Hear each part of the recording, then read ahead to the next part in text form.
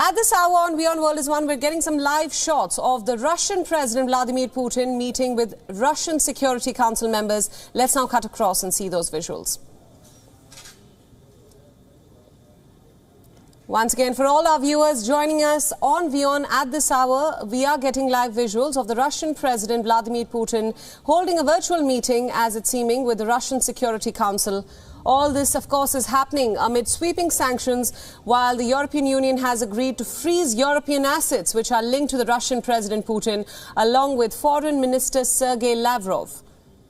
Some more updates coming in this conflict. The recent update that we have is that the Russian President Putin says that Moscow is at this point willing to hold high-level talks in Minsk with Ukraine in response to Zelensky's offer for talks.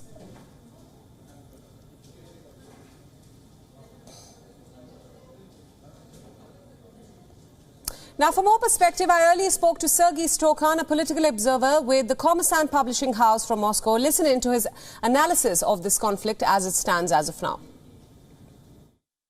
Of course, we always stood for a dialogue, so the suggestion of President Putin came as no surprise to me.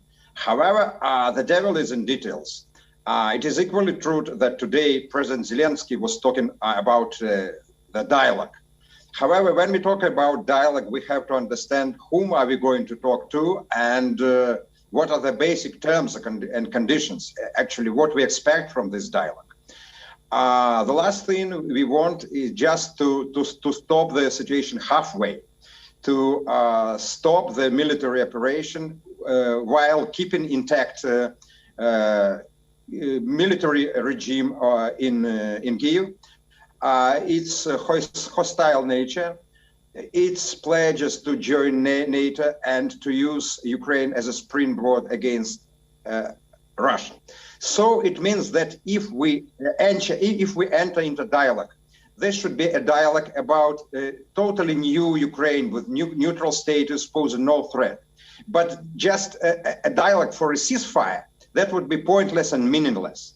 I am not sure that Ukrainian side has the same vision of a dialogue. So first thing is that when you have hostilities, you may call it war or military operation, always there's also information war, and there are conflicting reports, which most of them can be hardly credible.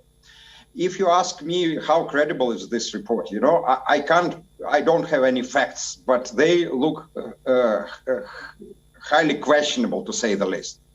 When you say that thousands of Russian soldiers were killed, this looks like a fairy tale.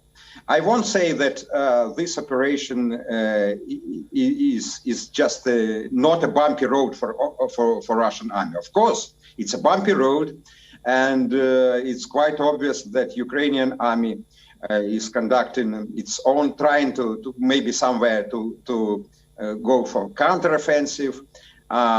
You see, casualties are inevitable. I can't rule out even that probably Ukrainian army can get some tactical wins at the battleground. But the most important thing is that, of course, strategically, the initiative is in the hands of Russian army. There is no way for Ukrainian army to come as some dramatic turnaround in the whole that military operation.